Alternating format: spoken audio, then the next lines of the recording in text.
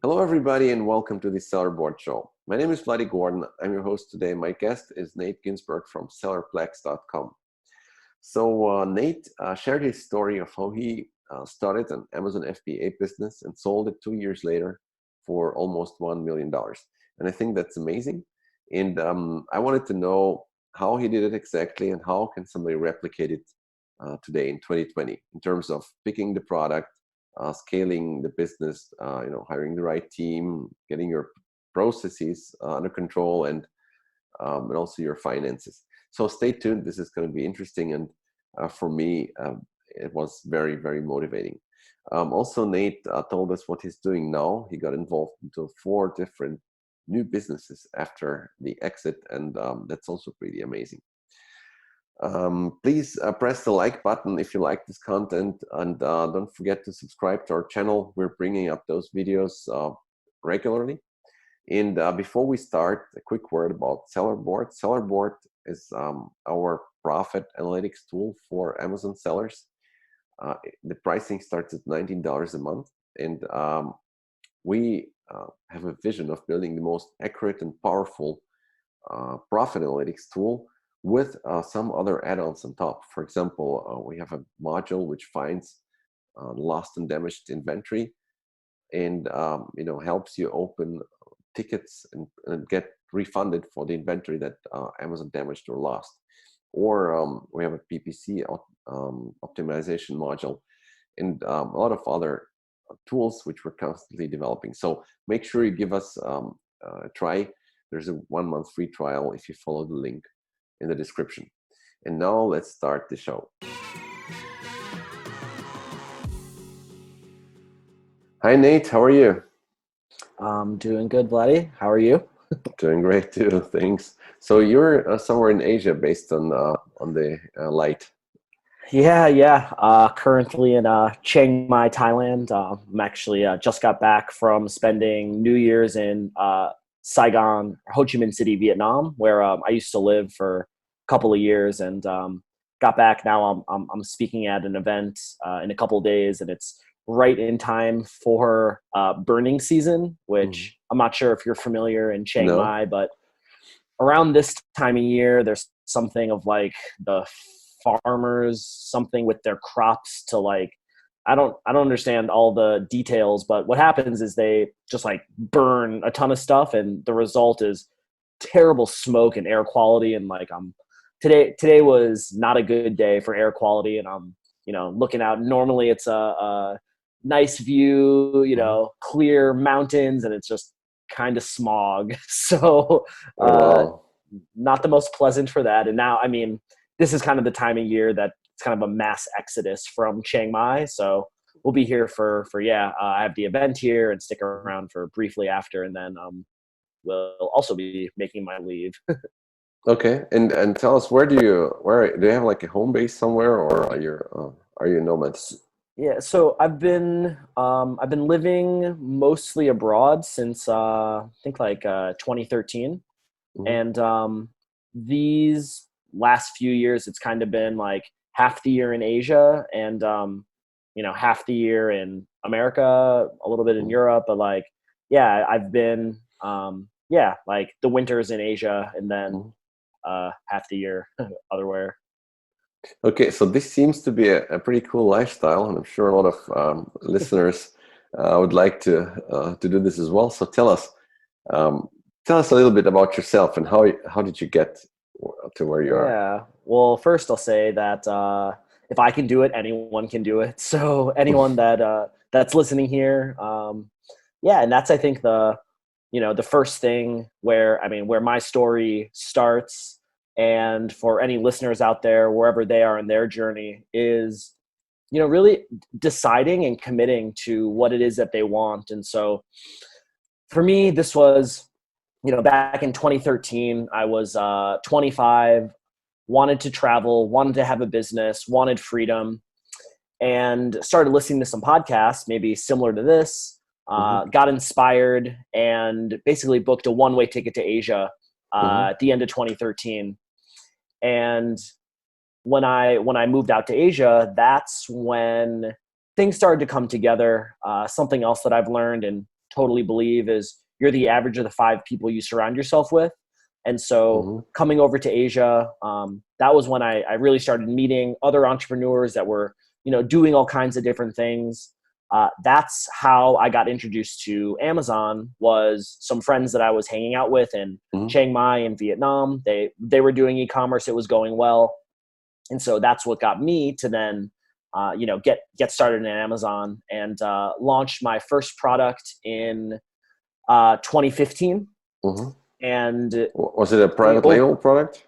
Yeah, private label. And then the second half of the year was when things really started to, like, after I launched my second or third product, things really started to take off. And I remember the second half of that year, sales were doubling every month, and resulting in our first 6-figure month that December. And so this was all very exciting, but also very hectic. I was doing most things myself, and staying up late, trying to call forwarders, stressed, running out of stock, maxing out my credit cards for inventory, which, again, it was exciting. The sales were going up, but it was also stressful, and I knew it wasn't sustainable. And so that's when I really, looked inward in the business, and really got our operations and team and finances and all this kind of stuff in order. And I'm also the kind of person that I believe that we all should do what we're best at and find other people around us to, complement and support us in, doing roles that they're better at handling, that, I don't want to do, or I'm not good at. And so, it was really, got a great team around me that got us on top of our operations, on top of our finance. And the business, was going well, was growing. I was traveling, had a great team. Then, unexpectedly, I had an opportunity to sell the business. And so, basically, I was on a call with my business partner, and he mentioned that he maybe had a buyer for our business. Was I interested? I was. And 3 days later, I'm on a plane to China to meet with this guy who was running this massive Amazon operation there, who eventually ended up buying our business. And I was really saved or fortunate that I had that great team in place that had our business organized in the way that it needed to be, so that I could, even entertain the sales conversations. And so stuff that I've learned is there's certain things that you need in order to sell. For example, having, being on top of and having verifiable finances. If you're gonna tell me, Nate, when was it actually? So how long were you into the business when you sold it? So that was in 2017. Okay, so 2 years later. Yeah. Okay, very nice. And tell me, do you disclose, or are you talking about the numbers? Any numbers? We sold for just under $1 million, and I guess that's public information. Yeah. Okay. Wow. Very nice. So look, tell us a little bit more about this. So let's get back to the moment where you started. So you said it was a private label product, right? And and you started with a partner, or did you start on your own first? So I actually started on my own. And then as things were growing in that first year, when we really had this big upswing, and then I kind of found myself going into the next year, and the business was all of a sudden doing 6 figures a month in sales, which was, a lot. I thought a lot. And, but then I didn't really have much money in my bank account. And around that same time also, another friend that I had known through the Southeast Asia online business scene, who was also the he was one of the co-founders of, maybe some of your listeners are familiar, maybe you are, of AMZ Tracker. It was one of the first Amazon softwares that was really out there. And he actually exited that business, or was in the process of exiting that business, when my business was really taking off. And we were friends. We'd known each other for a few years at that point. and he was looking for new opportunities. You know, he'd known about my business because we were friends, and I mean, he was a mentor to me, and you know, I was just kind of keeping him updated on you know, my business. And then you know, I was, you know, thinking of or interested in you know, getting some cash myself, taking some chips off the table. Yeah. And you know, my partner Travis like was looking for new opportunities, and so yeah, you know, he ended up Okay. investing in or Yeah. buying you know, a minority share in my business, which then we later sold, and which was actually the buyer of my business that Travis also was a partner in. It was the same buyer that had bought the software from Travis, and actually like they bought a few businesses from my partner. We can talk a lot about product selection and so on, but maybe the main question, which is probably relevant for our listeners now, is this repeatable? Do you think like you can pick a product and grow with one product or maybe with a couple of products, but at the same pace now, and now we're in 2020? I mean, anything's possible. You definitely can. The thing is, it's definitely, it's a different game now. And so if I was getting back into, you know, selling my own products on Amazon now, two things that I think you need for success in 2020. And one of them is going to be a differentiated product. So, you know, gone are the days that you can, you know, private label a freaking spatula and, you know, get meaningful traction and sales with that. There still is, you know, so I'd say really invest the, you know, time and research and energy in, you know, think outside the box a little bit. You know, either go outside of China where other people aren't looking for products, or, you know, spend more time in product development and, you know, make just some tweaks to the product. So whatever you're selling is, you know, is more unique and defensible. So I'd say that's the first thing. And then the other thing is going to be having a like off Amazon traffic marketing strategy.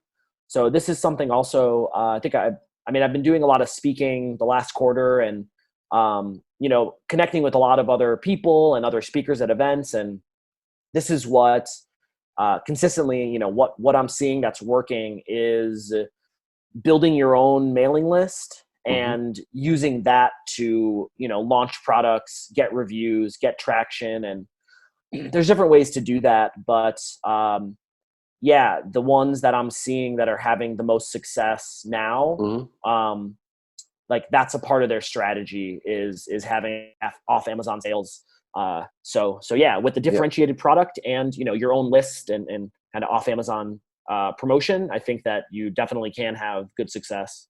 Okay, cool. And what about your product? Was it like a brand approach, or was it rather like some random product with a label on it, or did you like try to create a brand from the beginning? We were in we had a couple different brands in a few different categories. So I had some glass products of like wine decanters, champagne glasses, that kind of stuff. I sold a bunch of activated charcoal related products. So like different size bags of powder and just kind of packaged differently. That was those were the main things that we were selling, and they were under sort of different brands. But yeah, we didn't really invest in, you know, building the brand. It was more just products, and, you know, I don't know if we made any sales off of Amazon. Yeah. Okay.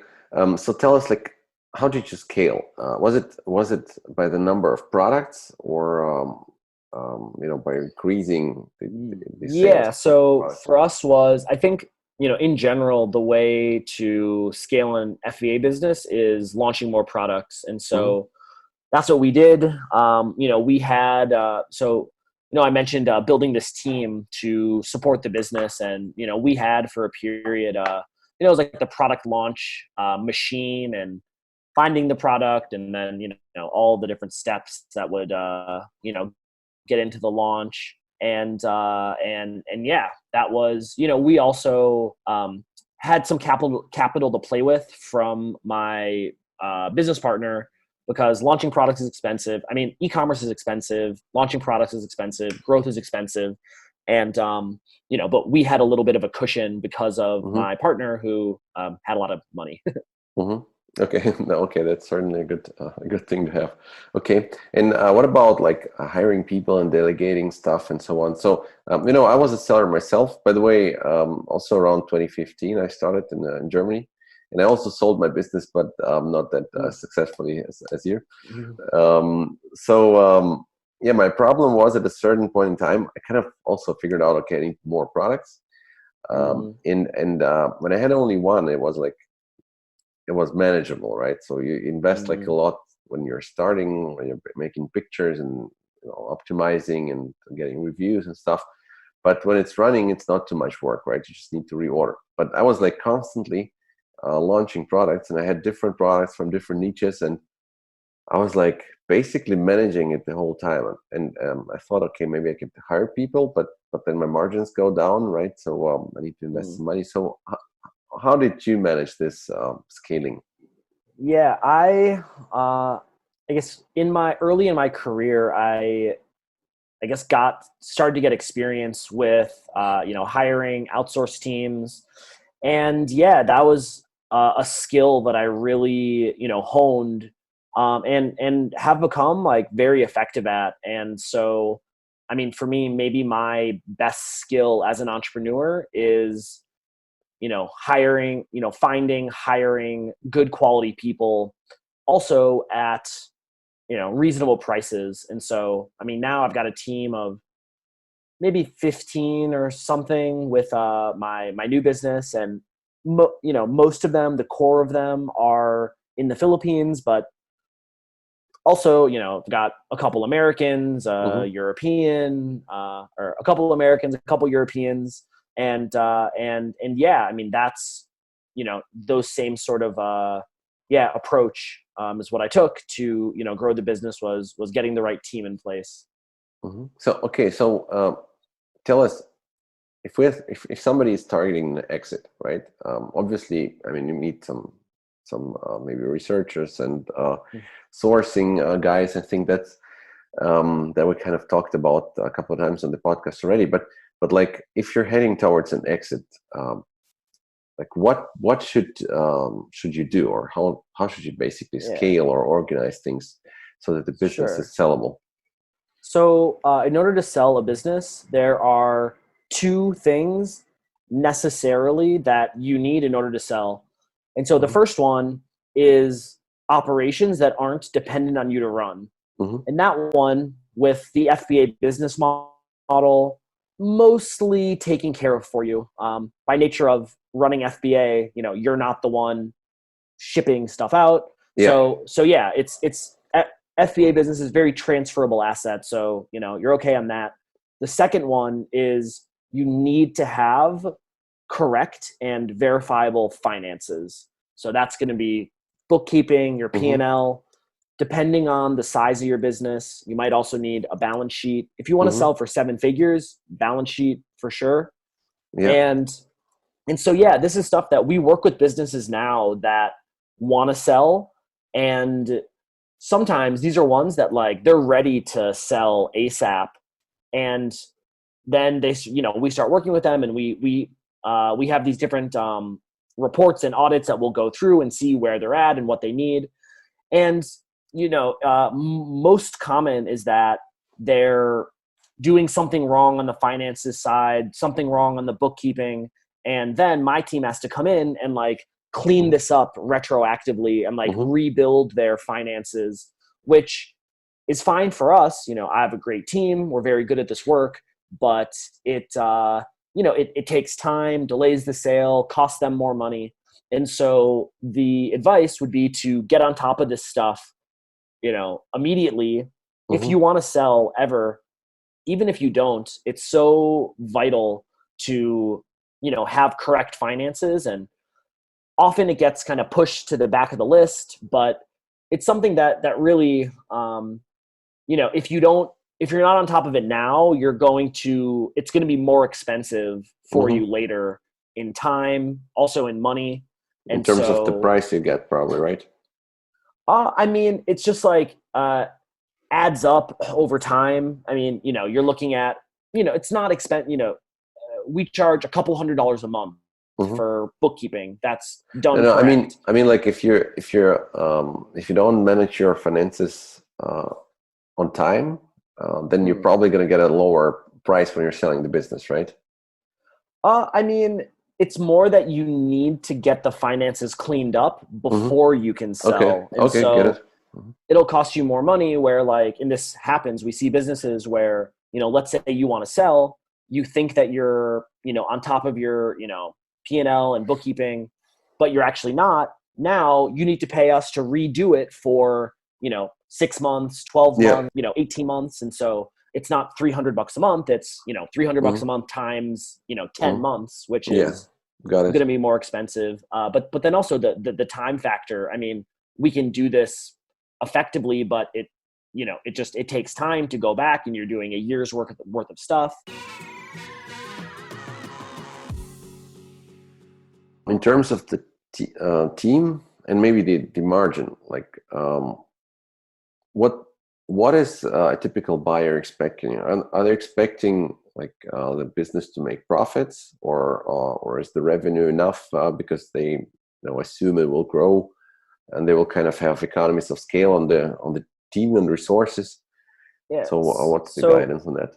So generally, if you're buying from, some of the online brokers, maybe Empire Flippers, Quiet Light, or FE International, or Website Closer, whatever, any of these guys, they only sell profitable businesses. And the valuation that you get is a multiple of your profit. So let's say your business is making $10,000 a month. The way that it'll be valued, so $10,000 in profit a month, the way that it'll be valued is 10,000 times, say, a 30 months. So that's like 2.5 years, which is fairly, ballpark accurate.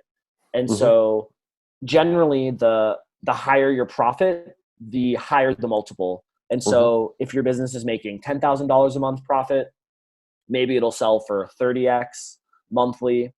If your business is making 30K a month profit, that you're getting into maybe closer to, 35, 36x, what's like a three-year, multiple. And, up you go. Like if your business is making, 7 figures in profit a year or more, the multiple also goes up, but also depending on what sale price, it's really different. It's different buyers. And so different buyers, want and need and look for different things. And so, if it's a low, 5-figure, low, mid 6-figure sale, often it's going to be a individual buyer who's got a couple $100,000 or this, and they're just buying it for, for them to run, them to manage. And that's a very different buyer than if you're getting into, multiple 7 figures. You could be looking at, private equity and, private equity firms, they're like professional buyers. And so dealing with them, the questions that they're going to ask, the diligence process is going to be totally different than it is with the, individual, someone who came from a corporate background and had some money saved and wants to run their own thing. And so, depending on what your goals are and what your plans for the exit, you need to prepare differently. Okay. Look, you mentioned your team. So tell us what are you actually doing now, and what have you done since you sold your business, and what are your projects now? Yeah. So after I sold my business, went into a bit of a existential crisis. What do I want to do? What's important? What am I good at? Who am I? Where do I go? Some of those questions still, I think some are, I don't know if you ever totally answer, but I came to the conclusion that I wanted to get involved as an investor.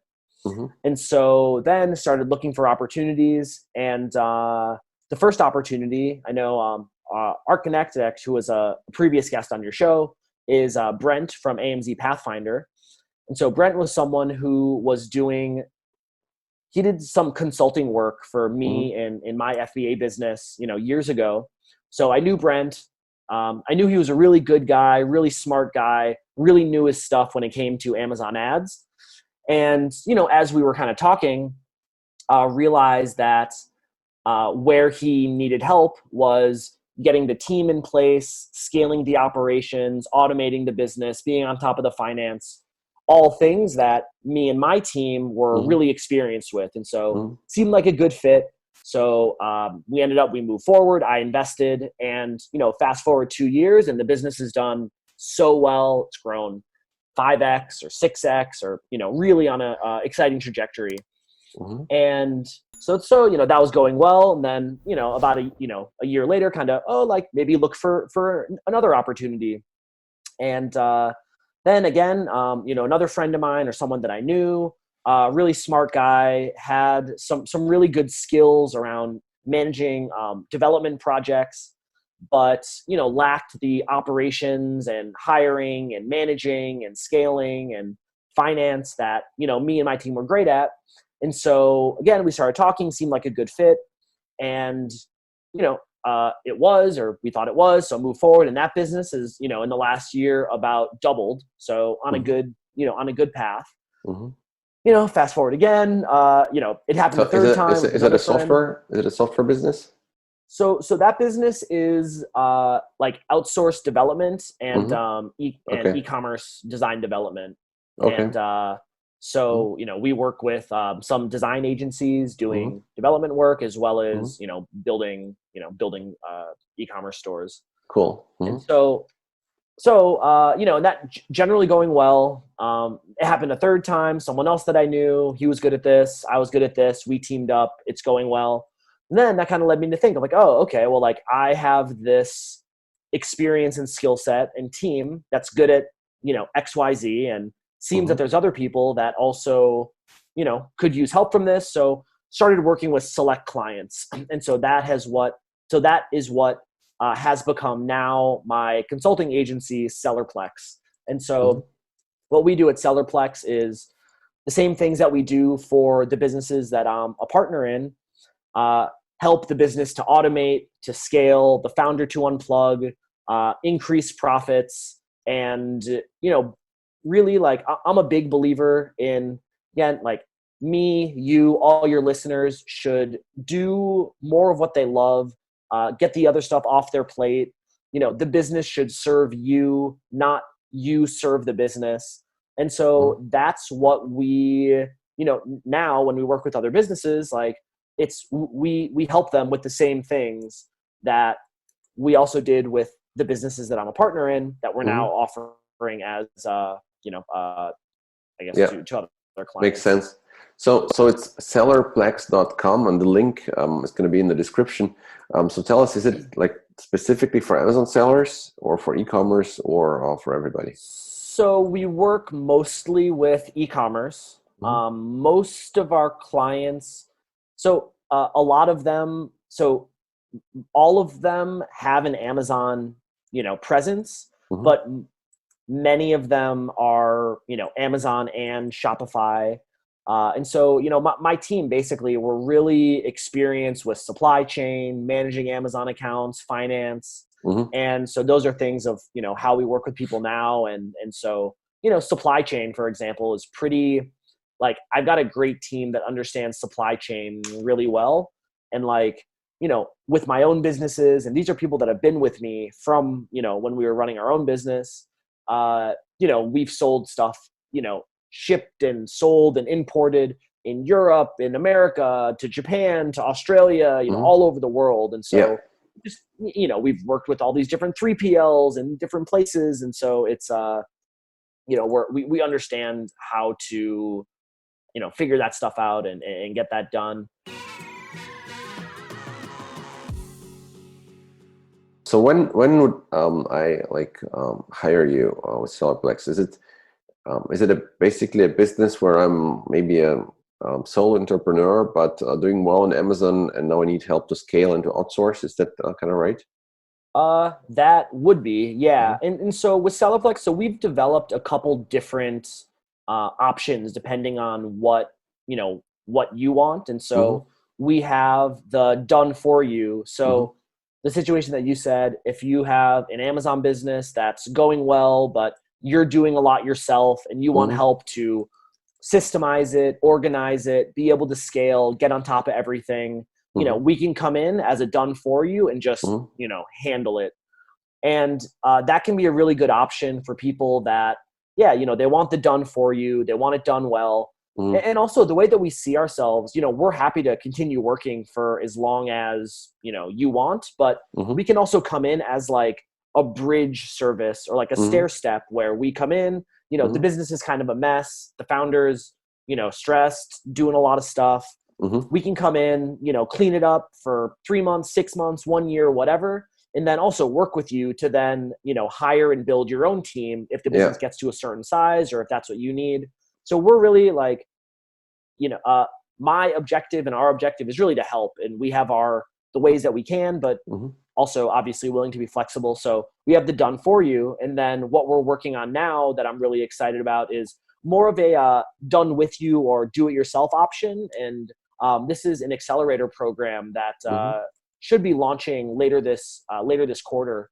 And so that's going to be more of walking people through the same process that I took with all the businesses that I'm a partner in, going through, setting the vision, staying accountable, building the org chart, hiring, managing, optimizing operations, getting on top of the finance, where you can save money, strategies to make money, prepare for an exit, unplug yourself. It's really walking through step by step all Mm-hmm. these things that I did with my own businesses, and now Mm-hmm. that we've been also doing with the businesses that I'm a partner in to, help people build the business that Mm-hmm. they want and dream. And like, that's really what gets me excited is just like, I think business is the best vehicle for freedom that we have: financial freedom, location freedom, time freedom. And yeah, that's what we're trying to do, is help other people to build their business and build their own vehicle for the freedom to pursue and do whatever they want in their life. Yeah, I absolutely agree with that. Um, business is the freedom, but it's also a lot of stress, like you said. But tell us, like, is it going to be Amazon focused or Shopify focused or also anything, basically? So a little bit, we're still kind of figuring it out. Uh, Definitely Amazon e-commerce. I mean, really, the Mm-hmm. the two buckets that we're Mm-hmm. where we can add the most value is where I think for now is e-commerce and service businesses, because those are the ones that Mm-hmm. I personally have the most experience. And so e-commerce, Amazon, you we know how to run these businesses. Same with services or agencies. I have a growing experience with the businesses I'm involved with now, and understand the different challenges that a business is going to face when it goes from a freelancer to starting to build out the organization, till also different challenges of when you know you're getting to a 7-figure business and 15 people on the team, building out a sales team, Mm-hmm. getting your lead pipeline. you know we Those are things that we are working on in our service businesses. And so e-com and services are kind of the two buckets that we're most experienced with, and therefore can help the most Yeah. with. Okay, so we have a lot of listeners who are thinking about starting their own e-commerce business, and Amazon and also Shopify has become more important recently. So, is there kind of a waiting list, or like where should they go if they'd like to talk or learn more about Yeah, if your they're accelerator? interested, Mm-hmm. so if you go to sellerplex.com/go Mm-hmm. is where you can opt in for information about the program that's going to launch. And also we've been publishing more on SellerPlex. And so for most of the content there is for FBA sellers, Amazon sellers, e-commerce. And yeah, there's more and more content out there for free for anyone that is looking to help get their business organized and less of a mess, and be able to automate and unplug and all that kind of stuff. Yeah, there's a lot of a lot of free stuff out there that we're posting, and more to come. And also plenty of ways if they want help. There's ways of how we can help them too. Okay, sounds good. So we're gonna put all the links in the description. Thanks so much, Nate. It was really interesting and really inspiring. So especially the fact that you sold your business and now are getting into more things, not just one, but I counted 4 different businesses as an investor, as a partner. I think that's sure a path that a lot of our listeners would be excited about. So thank you so much for sharing your story. Yeah, well, thanks for having me on. And I'd say for anyone that's that's you're listening, I'm a people person.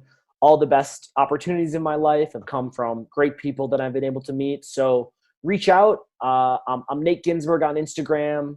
I'm also super into balance and yoga and travel. If any of your listeners are into that, it's kind of a mix of the things that I'm also posting about, as well as the business stuff. And yeah, happy to connect, happy to help. Great to have the chat. Appreciate you having me on, and hope your listeners got some good nuggets. Thanks so much, Nate. Have a great day or evening, I guess. Evening. Yeah. Thank you. Bye-bye.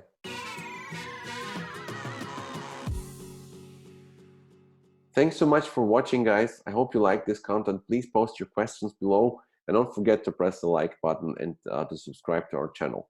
See you soon, guys. Bye-bye.